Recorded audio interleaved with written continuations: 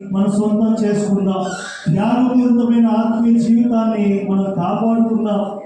మన హక్కుల్ని వదిలిపెట్టి, నేను అనే దాన్ని పక్కన పెట్టి, నా జీవితం అనేది పక్కన పెట్టి, నా కుటుంబం అనేది పక్కన పెట్టి, దేవుడి గురించి నేను ఉన్నాను, ఈ కుటుంబం దేవుడిది, ఈ సంఘం దేవుడిది, నేను దేవుడి వాడను అని నీ హక్కులను ప్రభువుకి మనం సమర్పించుకుందాం.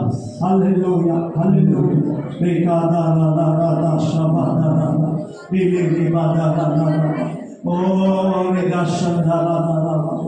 సైలెంట్ ల్యాంప్గా, నోరు తెరవనటువంటి వారముగా, ఓర్పు కలిగినటువంటి వారముగా, నీ తప్పు లేదని తెలిసినా, నువ్వు గాయాల పాలైనా, నిన్ను అన్యాయంగా నిందిస్తున్నప్పటికీ కొన్నిసార్లు ప్రభు నిమిత్తమై నువ్వు నోరు తెరవకుండా భరిస్తావే.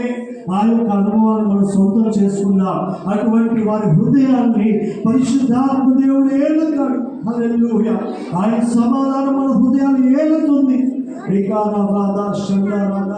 స్వచ్ఛంగా మన హృదయాన్ని ఉంచుకుందాం. ఎవరిపైన ద్వేషాన్ని పెట్టుకోవద్దు.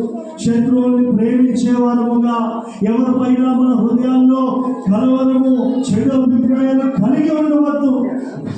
దేవుడికి మనం సమర్పించుకుందాం. క్షమిద్దాం, క్షమాగుణం కలిగి ఉందాం.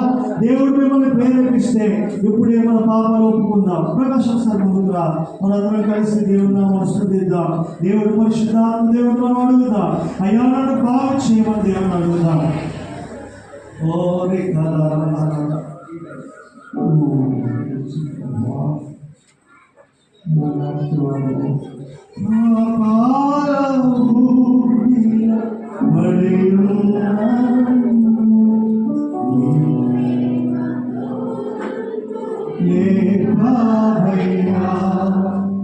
పాప